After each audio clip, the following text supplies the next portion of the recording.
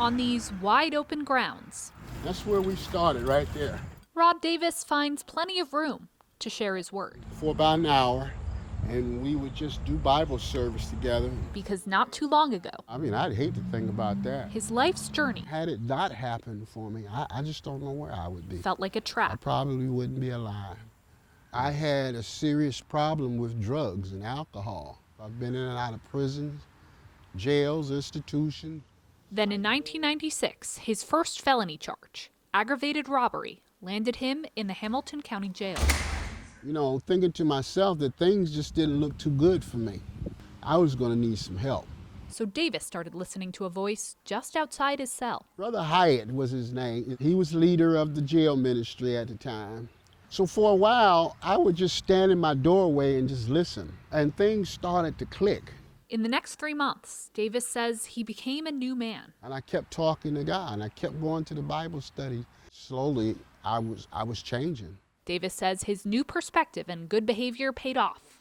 His charges were reduced, and after 6 months, he was released. I love telling this story because it's just so important to me for people to understand how important it is for jail ministry to continue. For 24 years, it has. I think mostly because of the spiritual element that refreshes their souls. Stuart Warren is the new head of Transforming Jail Ministries, and he says the mission hasn't changed, but right now the delivery has. Yeah, it's been weird. The jail seems totally empty. I think because of COVID, most inmates now don't even know that service is available. No more Sunday services, no Bible study, and Warren says requests are dwindling. I haven't asked the question to inmates about hopelessness versus hope, but I would imagine that it's difficult not having kind of leadership in your life.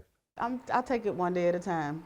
Through 3 years awaiting trial for aiding and abetting charges, About as much as we can do. Deetra Scott says those chaplains became her rock. Without them and without my faith, I would have nothing.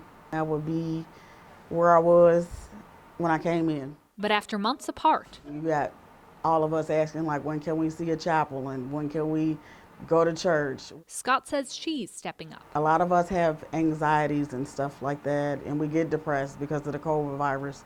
We get frustrated, but they say that too, that I'm a leader and I try to, speak life into people. Because 3 years ago, she'd have a lot to say to someone close to her.